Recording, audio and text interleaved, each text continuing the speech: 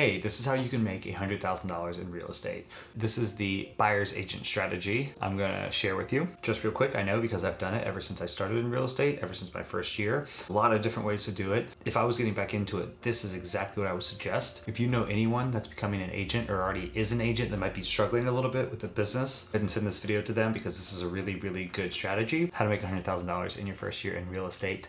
Let's get to it. Number one, you gotta get licensed, and this is a perfect time to do it because the world's on lockdown, so there's really a great time that we've all been given to self-educate a little bit if you have the time and resources. It's really about $100 to $300 to get your exam prep done online and your schooling done online. Then after that, you're gonna have to take the test. There's a state and a national test. Taking it online, it will take anywhere from 80 hours to 180 hours depending on your state.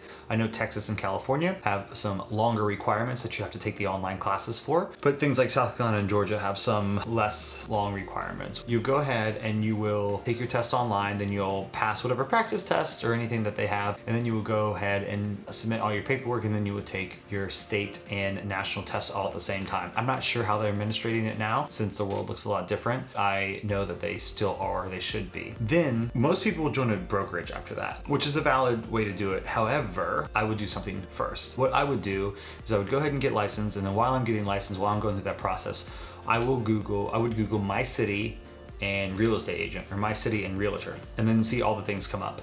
You wanna pick from one of the top 2 or 3 search results that come up, and it's probably gonna be a team or one big mega agent with all these people working for him or her or under him or her. If I was starting back at zero, I would go ahead and after I get my license, I would join a team. That is something I really, really suggest because around 80 to 90% of people that get their real estate license sell 1 or less home a year, according to NAR, the National Association of Realtor Statistics. The reason for that is because people come into this business and they learn a lot online schooling, but they don't really learn how to sell and make money. You really want to educate yourself on how to do that, but schools don't teach you that. So when you come out, you're basically the same person you are the day before. You know, you don't have any clients, they don't teach you the ropes or anything. They just give you a license and they say, you know, go enjoy. And most brokerages will do the exact same thing. They'll let you hang your license with them in exchange for a commission split or a fee or something like that. And they will kind of leave you there too. They won't give you any kind of knowledge or information or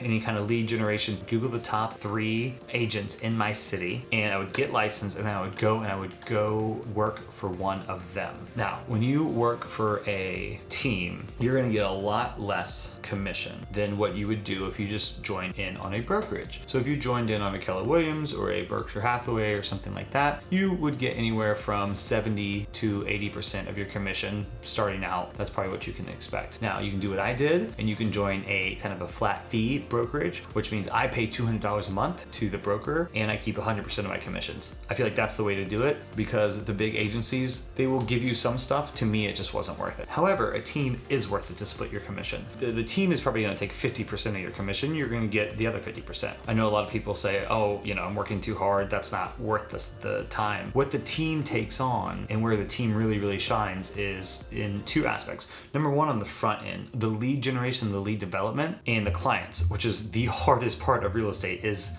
that lead generation, and that's the most expensive part, and that's why I see so many people fail or wipe out of this business or just become uninterested because they come in and they don't have any leads to work, so they don't make any money, so they're just sitting around doing nothing.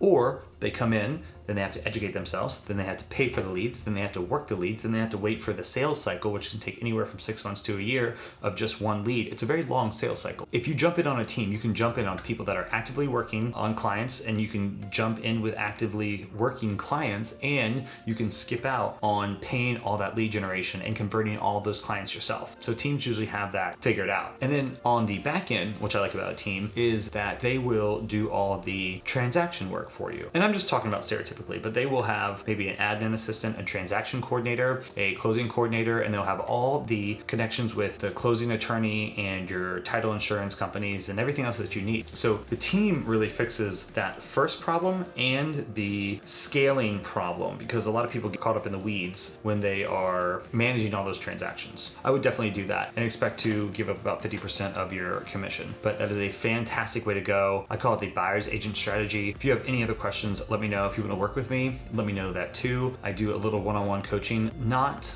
a lot, and I'm kind of expensive because I like my time. I like to just sit around and read books and, collect my rental checks and